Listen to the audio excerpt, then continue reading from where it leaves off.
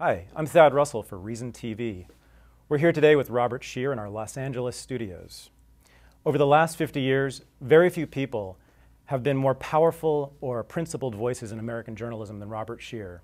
In the 1960s, he was editor of Ramparts magazine, a cutting-edge magazine on the American left. He was a longtime correspondent and columnist for the Los Angeles Times. He's the author of 9 books, including The Great American Stick-Up, How Reagan Republicans and Clinton Democrats enriched Wall Street while mugging Main Street.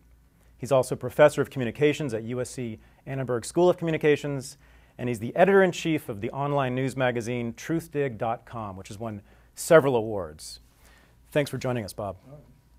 I wanted to ask you, I've been following your career quite closely for a number of years, and I have to say with some certainty that there's no one on the left who more consistently praises libertarians than you. Why is that? Why do you have such nice things to say about libertarians?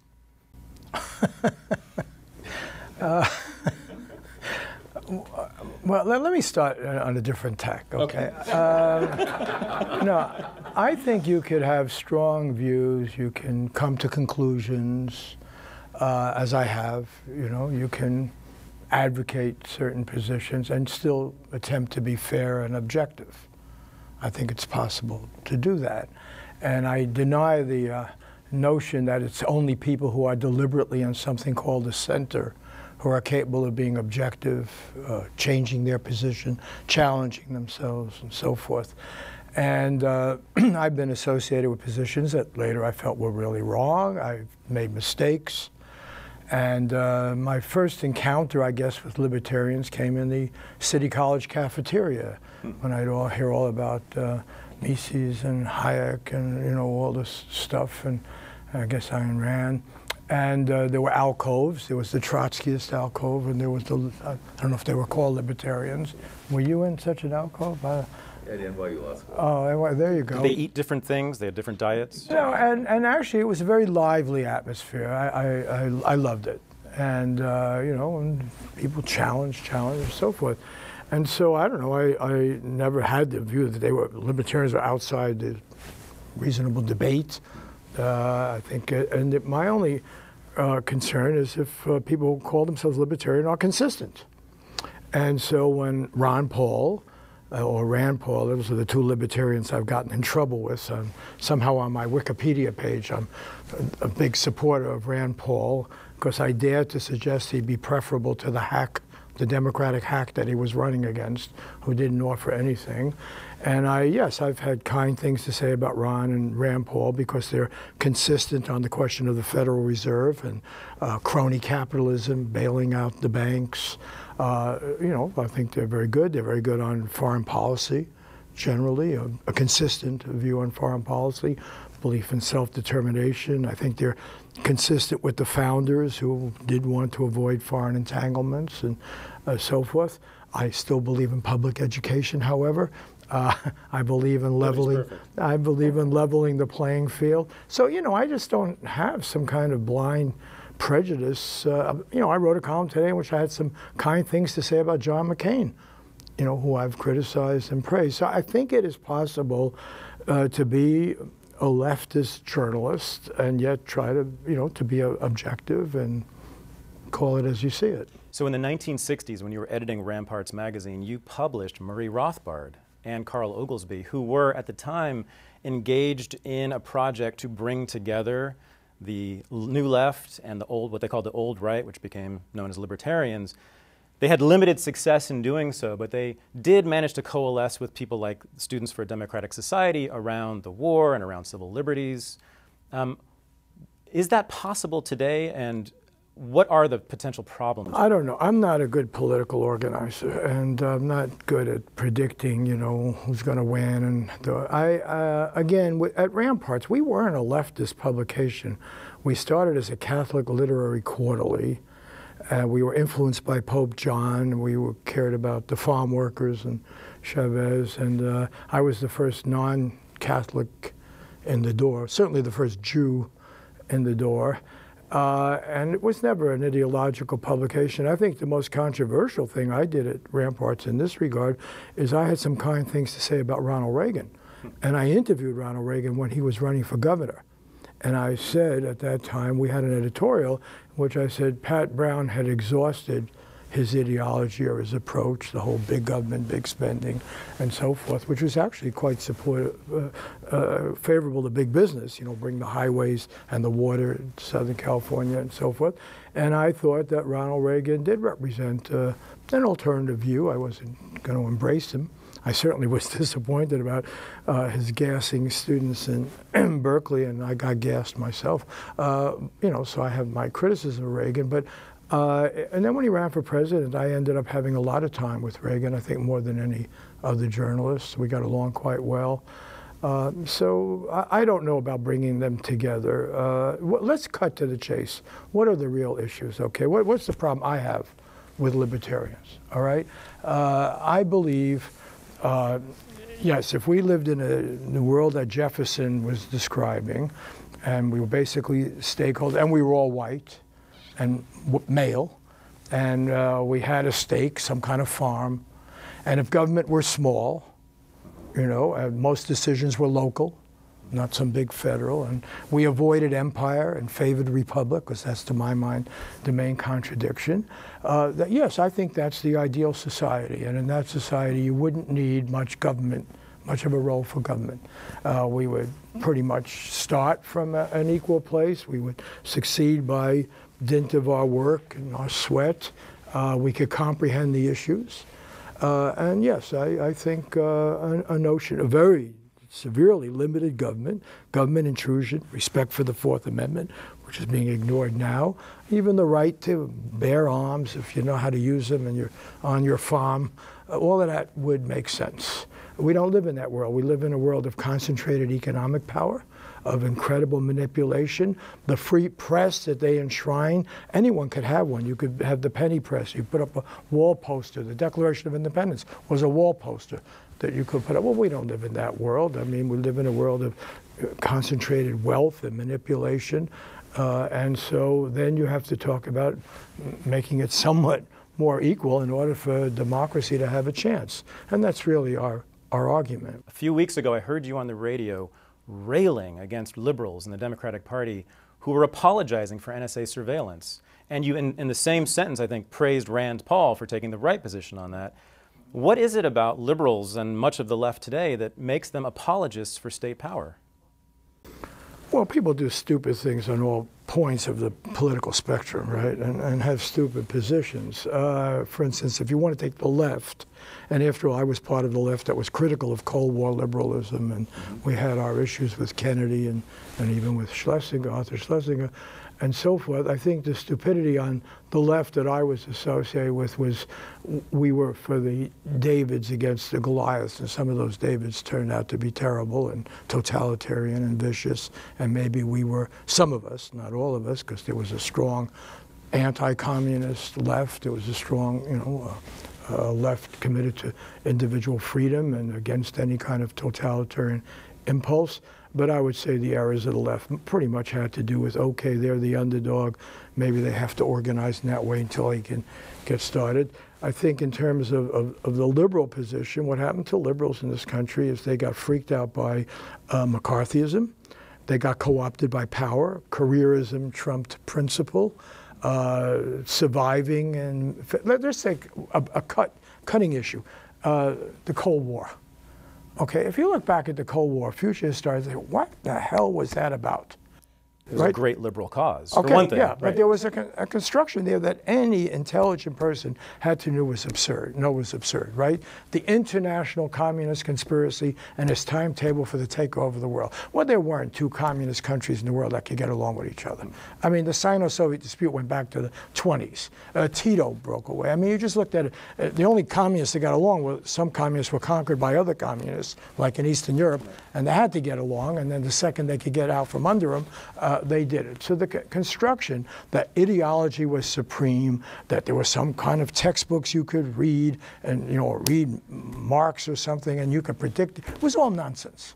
And anyone who had a rudimentary knowledge of the area would know that no, the Chinese and the Russians, even if they were reading some similar text weren't going to get along. They were going to be shooting at each other. And the Vietnamese certainly were not going to go under their thumb because they've been occupied by the Chinese for that. You could just go. So it was obvious on the face. As a young person, I looked at this and I said, it is obvious on the face. I thought, well, I'll just point out the error of their ways, and they'll realize that, and they'll stop this war in Vietnam, right? I went to Vietnam at an early period. It was 1964, 65. I was writing about it. I wrote it. Another great liberal project, the Vietnam War. Yes, but it's not my project. Right. Okay. That's why you're here. I know, well, but I'm trying to answer your question in an honest way. I was operating under the illusion that logic, in fact, mattered, and that if one could point out these things, these contradictions, people would then say, oh, yes, of course, we won't. But no, because, in fact, careerism trumps. Self-interest trumps fact and logic, you know, getting along, being in the establishment, having power. And that continues today. My last book was on the banking meltdown. Totally irrational. What were these collateralized debt obligations and credit defaults? They were, if the mafia did it, they'd all be in jail. It was a total scam. Anyone who looked at it knew it was a scam, knew it should be against the law, was against the law, you know, merging of all this and everything. And then these people got along. They changed the law. They made all this stuff, you know, they stripped it of the most minimal regulation, sold it as a certainty, and we're off to the races there. So my view is ideology is less important than integrity. That's my view. And the reason I'm here is I think there are plenty of libertarians that have integrity. So it's worthwhile talking to them. Certainly as many libertarians have integrity as people on what is called the political left. And I always felt that even back in the City College cafeteria. I didn't think these people were, by their very nature, the enemy. Right. So there's considerable overlap between traditional left positions and traditional libertarian positions, right? On war, empire, civil liberties, the Fed. I know you talk a lot about the Fed. No, my own view is we should get I don't know. I don't know that I ever was as ideological as you're suggesting. You know, one thing that happens, I did grow up in the Bronx in the post-war period, and everyone was what you call left. Right. And Roosevelt was our god, and he was as far right as anyone would go. I mean, in the particular area where I grew up. So I do find those ideas to be exhausted. What I think are important is, you know, what are your basic values? My basic value is that every kid in America should have the same right that Colin Powell had, that I had when we grew up in the Bronx. We went to good public schools. To become mass murderers, is it? No. And by the way, I have a kinder view of Colin Powell than you do. But if you read his autobiography, he makes some very clear points that what was done for us at that time is, first of all, we were valued. No one ever suggested if you grew up in our part of the Bronx that somehow you were throwaway. I think now in this community here in Los Angeles, we think of many people live in South Central LA area right around USC and so forth as throwaway. They're not going to get at the dinner table what other kids get. They're not going to go to the private schools. They're not going to go to the good public schools in Irvine or someplace. And basically, we don't care what happens around the 77th precinct or so forth. That was not the America I grew up in. I always felt valued. And my parents were garment workers. They were immigrants. And Colin Powell in his book describes feeling valued. Okay, and things worked for us. The after-school program, the City College had free tuition, free textbooks. Class just before I was just inducted into the City College Communications Hall of Fame, so I had a chance to schmooze with a lot of the old people, and we all share that view of what the school represented, what public education represented. So I'll go to my grave believing that we owe that to every kid, decent public education. Are you troubled at all by the fact that it's a monopoly, that monopolies Yeah, don't I'm serve? troubled about plenty of things about education. As I say, I'm troubled by the notion that you're going to have a massive school district, as you do in Los Angeles, and treat whole areas of it as, you know, the throwaway, and we don't worry about it. You know, we talked before. My son teaches in a inner city school in Oakland. And I appreciate how difficult that is. You know, how do you find the parent, or, you know, how do you make this work? How can the school solve all of the problems that the rest of the society has failed? But I'm getting back to gut principle. I believe, I am against privilege.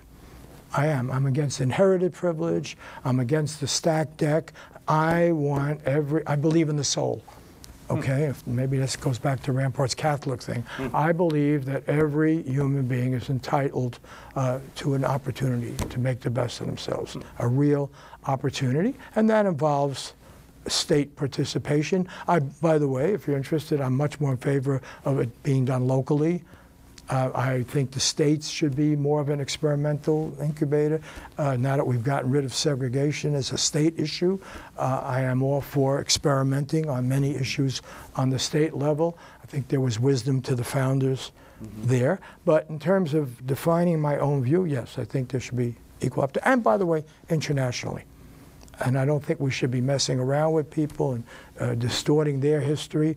Another principle I have, having been a journalist, I don't like the fact that we just blunder into other people's lives. Here, maybe I'm more of a libertarian.